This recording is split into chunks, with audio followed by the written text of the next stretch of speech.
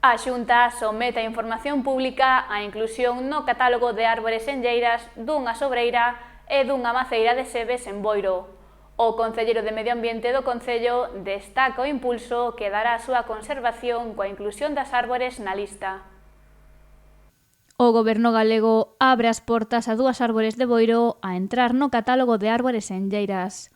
A Xunta está a someter a información pública esta inclusión, a través da que determinarán se os exemplares cumplen as características singulares para estar na lista. O Departamento de Medio Ambiente traballa, evidentemente, dentro das súas líneas temáticas por promover a concienciación e, evidentemente, impulsar, fomentar e conservar a natureza e todo o relacionado co medio natural.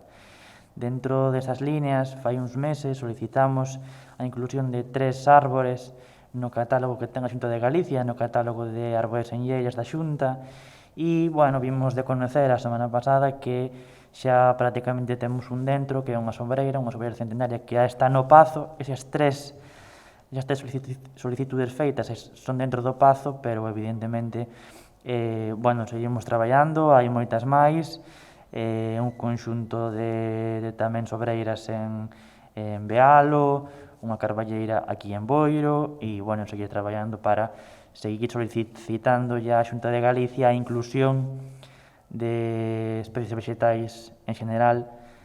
A inclusión das árbores no catálogo iría acompañada dunha serie de axudas para a súa conservación e mantemento do espazo natural.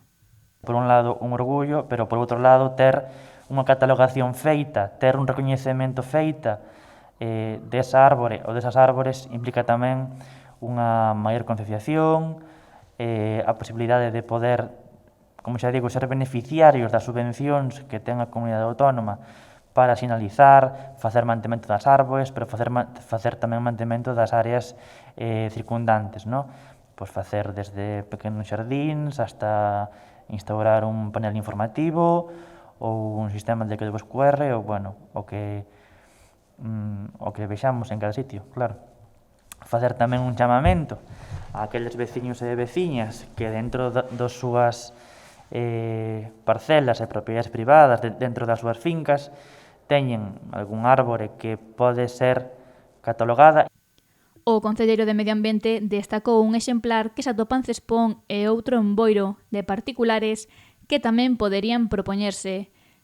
Treus apuntou que os veciños interesados en incluir algún exemplar no catálogo poden achegarse ao Concello para obter máis información.